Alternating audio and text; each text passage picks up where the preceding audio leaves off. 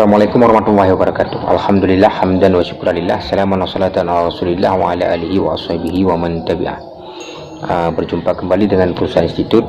Kali ini kita masih akan menyajikan potongan video diskusi beberapa waktu lalu tentang milenial. Kali ini kita akan menyajikan pemaparan dari Profesor Yusni Sabi, Guru Besar UIN Ar-Raniri. Profesor Yusni Sabi akan menjelaskan tentang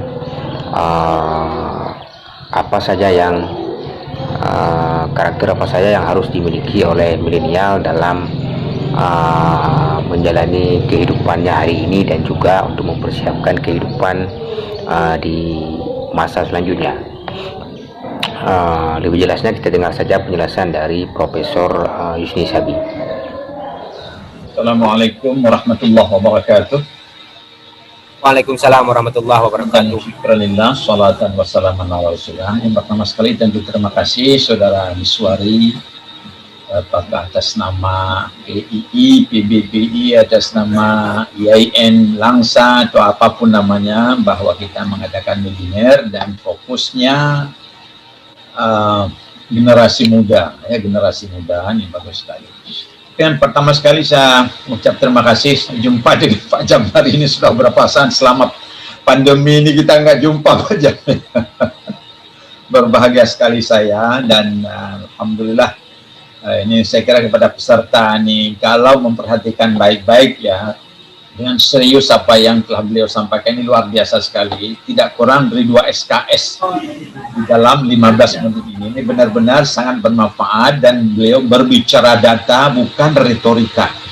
Ya, Anda boleh tidak setuju, cari data lain, bandingkan ya, tapi itulah kenyataan apa yang telah beliau perhatikan lewat survei, research dan sampel-sampel yang valid.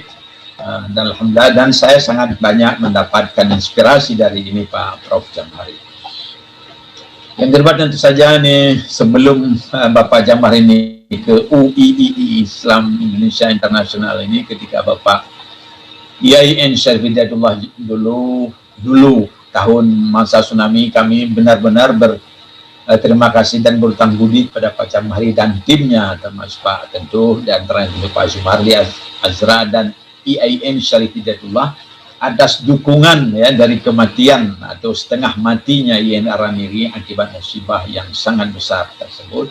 Dan alhamdulillah semangat kami tumbuh kembali dan semua berjalan normal, alhamdulillah. Terima kasih lagi Pak Jamhari dan jamaah Pak Jamhari. Baik para peserta webinar yang dimuliakan Allah, masalah generasi muda, masalah pemuda, syab, muda sekarang, dewasa besok kan begitu. Tadi Saudara Hastinda di PI saya kira sudah mengungkapkan berapa banyak kita ini, hampir 80-an juta. 80-an juta ya kan yang Anda masukkan di dalam generasi milenial ini usia 17 sampai 37 tahun ini. Saya kiranya aset yang luar biasa sekali. Ya, Prof Jamhari sudah mengkategorikan juga ada ya sudah generasi yang akhirnya dua macam itu kan, dua macam ini juga satu aset yang besar sekali. Baik, satu hal ya dari dengan memendomani apa yang disampaikan Saudara Haslinda dan Prof Jamhari, bahwa kita punya potensi dengan adanya generasi muda yang begitu banyak, dan juga dengan segala dukungan ya kepada generasi muda. Ingat kan, dukungan pendidikan, dukungan kesehatan itu tidak ada masa kami Pak Jamhari dulu. Dan sahabat-sahabat lain yang senior, apalagi generasi X, apalagi yang di bawah X lagi ini yang sebahagian terbesar sudah di dalam bumi berada, generasi baby boomers ini kan masih hidup ya beberapa orang lagi, cuma berapa 1%, nggak sampai 2% yang masih sisa. Dan saya ada di situ Pak Jamhari, alhamdulillah. Maka dengan pengalaman besar itu ya, pengalaman yang mengajarkan kita itu, maka seharusnya ya ini generasi milenial ini bersyukur yang amat luar biasa sekali. seberapa sudah peluangnya. Globalisasi ini kita nggak usah, ini mau Anda ngomong sekarang ini mau kunjung ke Saudi Arabia, ini dalam menit Anda bisa berkomunikasi. Anda tahu informasi di smart.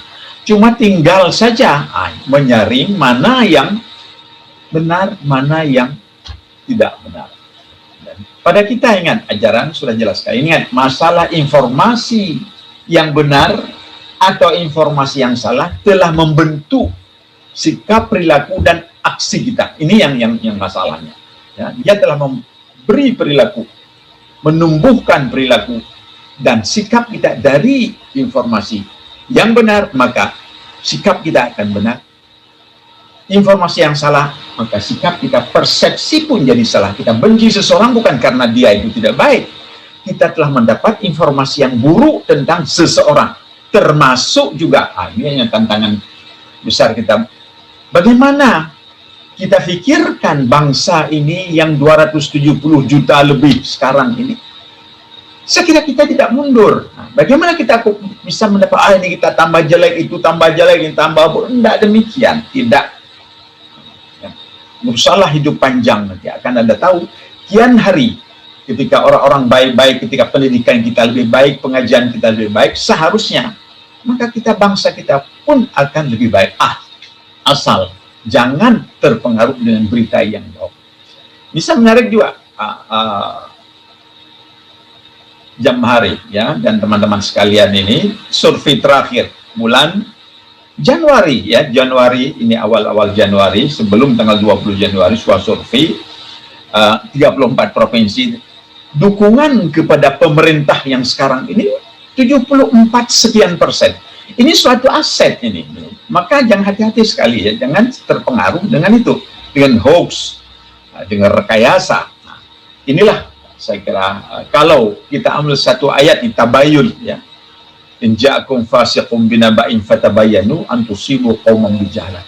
Verifikasi asal ada informasi yang tidak benar ya.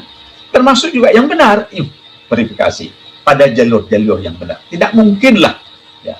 Termasuk masalah pandemi sekarang ini. Nggak mungkin negara yang begini terhormat, orang-orang yang menciptakan pandemi, menciptakan corona, proyek vaksinasi untuk cari duit, untuk membunuh orang, tidak mungkin, dan itu di luar akal sehat. Orang gila pun tidak akan percaya itu. Nah, oleh karena itu, tolong ya, ini masalah tadi istilah faktor algoritma atau echo chamber seperti yang dikatakan oleh Pak Jamhari tadi, ini perlu sekali diwaspadai. Jangan enjoy ya. Oleh karena itu kepada generasi milenial ya, pegangan Anda itu bukan WA, bukan hoax. Kita punya referensi, punya guru yang nyata, ustadz, ulama yang otentik.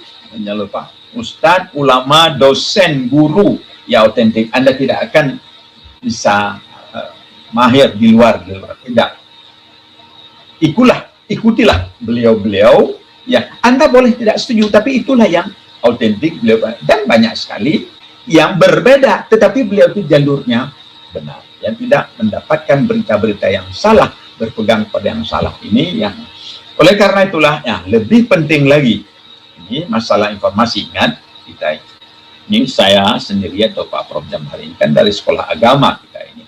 Dan hidup pun sekolah agama, ya kan, di Universitas Islam dan sebagainya. Nah, ini masalah pendidikan agama, ya, pendidikan agama. Banyak sekali yang kita amati ini sikap, perilaku ekstrim, ya, keras. Ya, garis keras ini adanya bau-bau atau dibaui atau dilumuri ataupun dengan terma-terma agama. Ini yang tidak baiknya. Ini yang tidak. Padahal substansi inti agama kita adalah rahmatan lil alamin, tetap kebaikan, kesantunan, komunikasi, ta'arafu, tasamuh, di bawah rahman rahimnya Tuhan. Oleh karena itu, siapa saja saya kira yang ingin mempelajari agama dengan benar, itu harus ada tertanam dalam jiwanya bahwa ketika Allah Subhanahu wa taala mengutus Nabi Muhammad rahmatan lil alamin, kemudian kita baiat ikut Nabi Muhammad, jangan lupa di dalam benak, dalam dada kita tanamkan dulu rahmatullah. Seberapa saya menjadi rahmat, menjadi kebaikan, kemaslahatan kepada lingkungan dan bahkan umat manusia. Ini yang penting sekali. Kalau tidak itu fondasinya, hati-hati Anda. Bukan lagi berperilaku agama, tapi sudah berperilaku anti agama. Inilah yang saya kira. Kenapa persentase besar-besar itu yang mengatakan bom bunuh diri itu bagian dari naudzubillah min dzalik. Bagaimana, ya kan? Bagaimana hukum bunuh diri ketika kita tahu ini mati? Hati sekali, ya, tidak bisa. Kenapa ada ad-darurat tubihul mahdurat? Ya, kalau kita pun mau dibunuh, kita boleh, ya, kira-kira asal kita selamat, ya, boleh kita berbohong untuk keselamatan nyawa kita. Apalagi yang lain, ya, membunuh diri ini dengan usaha sendiri, tangan sendiri, ada yang keluarganya, naudzubillah. Ya, tidak bisa sama sekali, dan itu bukan ajaran agama. Ajaran agama kita adalah agama. Oleh karena itu, saya kira selanjutnya, ya, sebagai di akhir yang patut kita pahami, apa kita ke depan? Anda yang milenial, saya pun bisa merasa milenial, saya tidak kurang juga, saya mengikuti semua yang dapat saya jangkau, ya kan, membaca juga sekali-sekali WA, sekali-sekali Instagram, sekali-sekali kita baca juga untuk kita ketahui seberapa tren, ya, tren ketidakbenaran, tren-tren yang tidak bersumber itu ada rupanya memang yang paling banyak di medsos itu. Dan sebahagian itu naudzubillah telah memberi inspirasi kepada sekelompok orang, dan lebih buruk lagi telah berakibat buruk, timbul paling kurang ada timbul kebencian, ketidakharmonisan dan sebagainya. Makanya sekarang yang paling praktis, yang pertama sekali, karena umumnya itu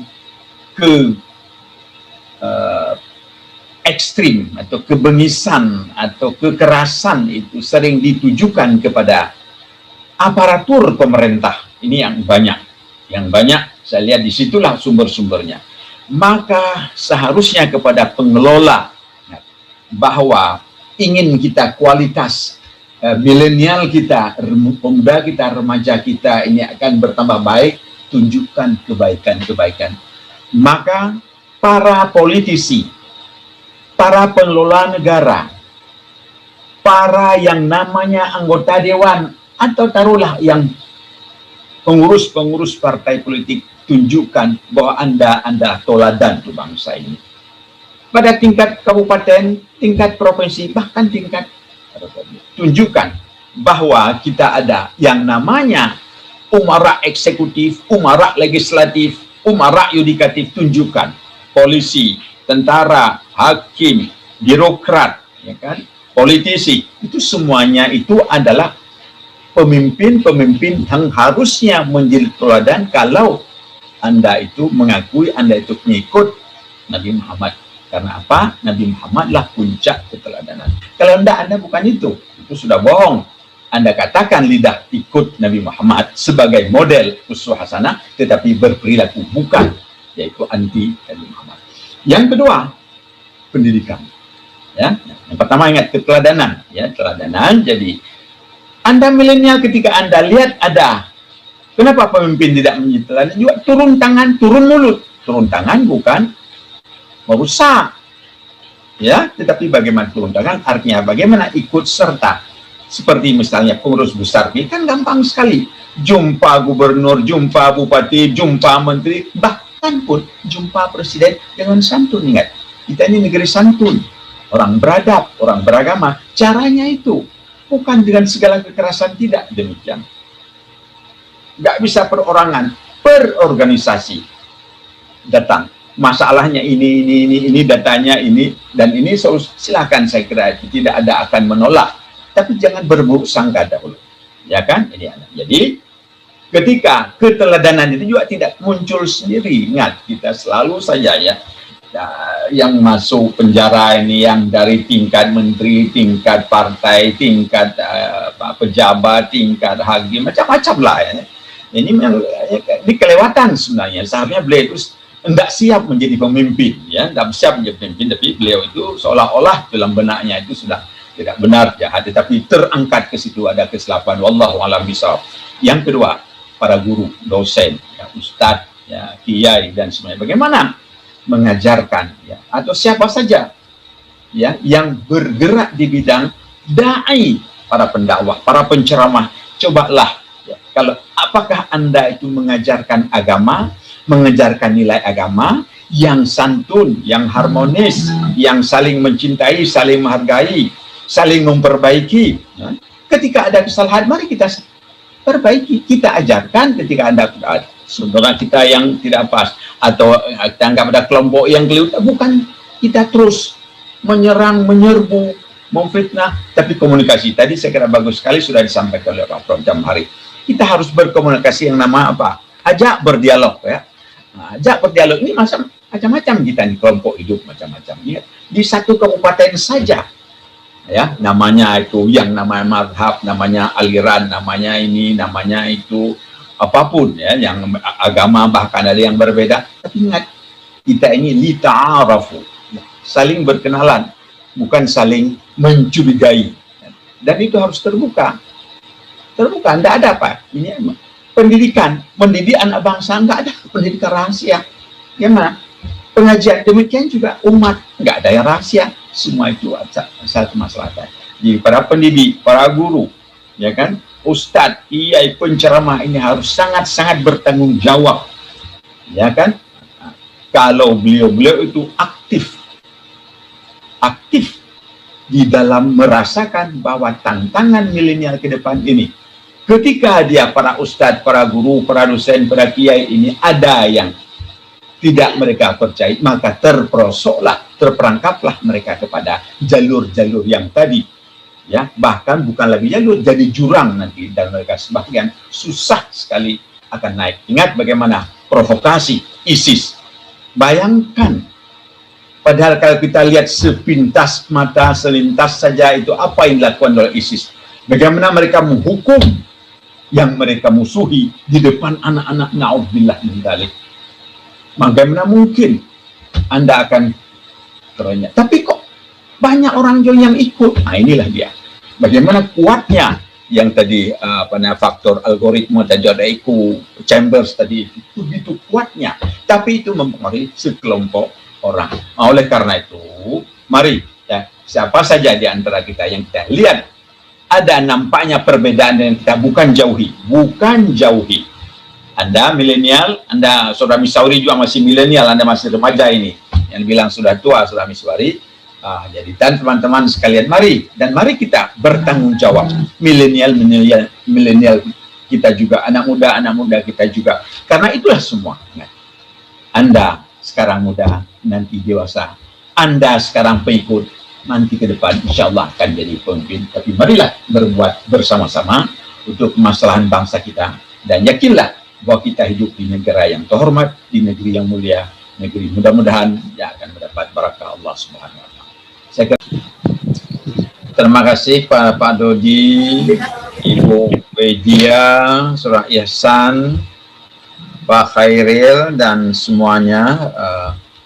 Bagus, terima kasih sekali atas tanggapan-tanggapan. Seperti Pak Dodi, mereka produk kita benar.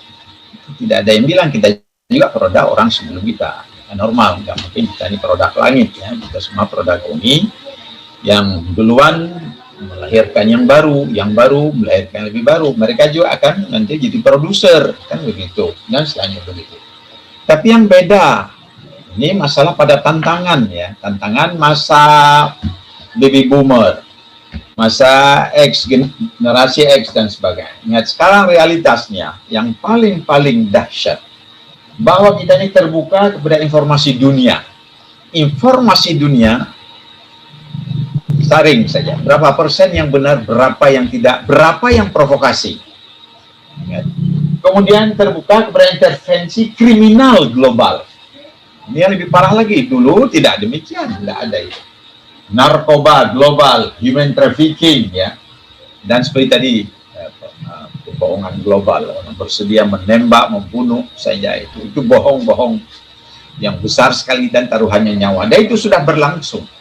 Apakah di sini, di sana, apa yang terjadi di New Zealand misalnya itu. Dan kemudian terbakar lagi pada persaingan global. Bayangkan kita, begini besar negeri kita, kedelai saja impor. Kemana kita 270 juta, nggak sanggup tanam kedelai, kan aneh. Tapi apa, ini pasar global masuk. Ya, jeruk luar negeri, apel luar negeri, macam-macam nih pasar. Kita ini sudah tidak lagi terlindungi. Ya, sekarang ini sudah. Kemudian ditambahlah dengan demikian, dan konsumerisme, jadi menikmati, lebih menikmati.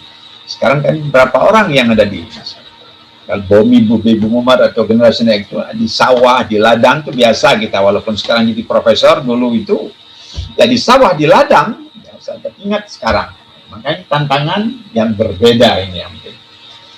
Kemudian apalagi nampak sekali karena ada ilmu instan, ya.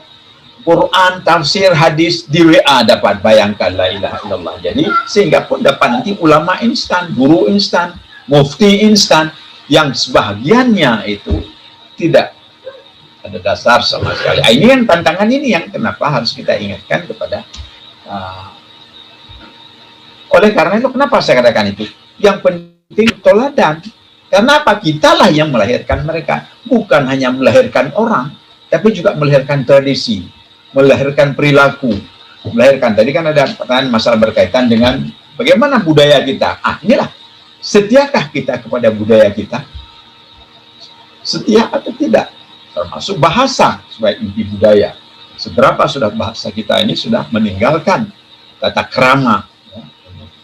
Ini kalau kita biasa saja ini ngomong itu dengan orang-orang dewasa, saya kira tidak, orang-orang lain tidak ya, tidak, yes, no, la, naam, kan begitu. Tapi kalau kita biasa bicara dengan presiden, bicara dengan menteri, itu diantaranya pewawancara yang seharusnya orang-orang yang promosi budaya sopan, budaya santun dan sebagainya. Coba sebahagian pada anggota-anggota parlemen yang ngomongnya mencacinya, itu maka kenapa saya katakan tadi ada yang namanya umara, yang pemimpin kita uswah hasanah, teladan pada eksekutif, teladan pada yudikatif, teladan pada legislatif, teladan beliau-beliau inilah. Ini yang perlu sekali tekanan saya ke situ. Nah di situ karena tidak bisa kita hanya dari hilir, ya, tapi di udik, di muaranya kita tidak perbaiki. Cobalah, seperti sekarang istilahnya sudah, apakah korupsi budaya? Alhamdulillah tentu tidak ada. Sekarang masa Bung Hatta dulu itu tidak mau budaya korupsi, kan? Nah, ini kenapa terjadi? Karena ini seolah-olah sudah menjadi budaya, seolah-olah, tapi bukan budaya, bukan budaya itu. Nah, kenapa terjadi? Karena ada yang senior di situ. Karena nggak terjadi kalau nggak ada yang senior, nggak ada yang bos. Nggak bisa terjadi korupsi itu. Tetap adanya persekongkolan dan itu adanya yang lebih besar, yang lebih tinggi. Kalau enggak. Nah, maka kenapa yang senior ini, yang pendahulu ini, yang besar ini menjadi teladan. Nah, jadi kenapa? Di bidang hukum ada penyelewengan, masa hakim juga dihakimi, jaksa dituntut dan sebagainya, dan sesuatu yang aneh sekali. Nah, oleh karena itu, saya kira yang penting saya ke depannya, kita tidak menganggap ini bahwa generasi sebelumnya generasi suci, tidak, sama saja. Cuma yang beda adalah tantangan. Nah, tantangan inilah yang saya kira perlu dikaji secara lebih serius. Tidak bisa informasi dari medsos, tidak bisa mendapat solusi dari medsos, ya, kecuali ada hal yang gawat. Itu saja seperti tadi, ya, semangat anti, bukan semangat korupsi. Maka memperbanyak, ya, memberi toladan, menyebarkan informasi-informasi yang benar, meyakinkan khususnya daripada yang namanya pemimpin dari pemimpin formal, pemimpin non formal, informal, dan semua para guru itu penting sekali ditunjukkan sehingga orang yang mengikutinya itu yang mendengarnya itu akan terpengaruh kepada yang positif. Jadilah itu. Ya, mereka itu akan jadi. Nah, dunia ini juga jangan kita pikir mereka itu akan kiamat pada mereka. Mereka juga tentu saja itu punya daya tahan sendiri, daya juang sendiri, strategi sendiri. Yang dulu kita ini pada masa X dan sebagainya itu tidak terpikirkan. Nah, cobalah sekarang duduk di warung, kita pikirkan dia itu sekedar minum kopi dari pagi sampai sore, rupanya dia bisnis lewat daring dan dia bisa kaya raya. Begitu. Asal bukan provokasi, bukan fitnah, bukan sara, berbau sara seperti yang berkembang selama ini. Saya kira insya Allah kita akan ke depan, tetapi ingat tetap ada kerjasama, tetap ada pelimpahan, ya, penyambungan daripada warisan-warisan nilai-nilai yang baik tetap akan terwarisi. Karena apa? Kita juga mewarisi dari yang lebih dulu. Itu yang paling tinggi tentu daripada agama kita, daripada pemimpin kita, daripada Rasul, Nabi dan Rasul dan sebagainya. Mudah-mudahan para pemuda itu bisa sadar dan mengamalkan dengan sepenuh hati, tapi jangan anti kepada yang namanya orang generasi tua. Beliau telah memberi inspirasi, ambil yang baik, tinggalkan yang tidak baik. Assalamualaikum warahmatullahi wabarakatuh.